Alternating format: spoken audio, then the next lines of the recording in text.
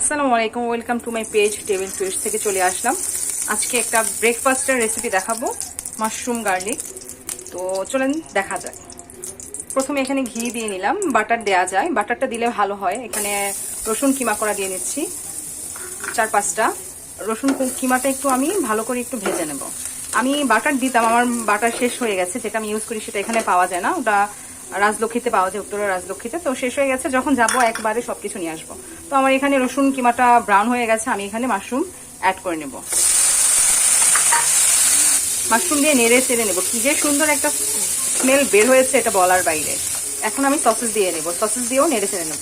সামান্য পরিমাণের সল্ট দিয়ে নিলাম, এখানে চিলি ফ্লেক্স দিয়ে নিলাম, আর একটু পরিমাণের ব্ল্যাক পেপার দিচ্ছি, সামান্য ওয়েস্টার সস দিয়ে দিচ্ছি। হয়ে গেছে, এখন আমি এটাকে নামিয়ে ভেজিটেবল গুলো সতে করে নেব। সেম প্যানে আমি একটু এখানে অয়েল দিয়ে নেব, ভেজিটেবল দিয়ে দেবো। এখানে আমি ক্যারট নিয়েছি, বিনস নিয়েছি, সামান্য পরিমাণ লবণ দিব, এখানে একদমই খুব কম, একটু পাপরিকা পাউডার দিব, তারপর একটু ব্ল্যাক পেপার দিয়ে নেব, দিয়ে নেড়ে চেড়ে কিছুক্ষণ এটাকে ভেজে নামিয়ে ফেলবো।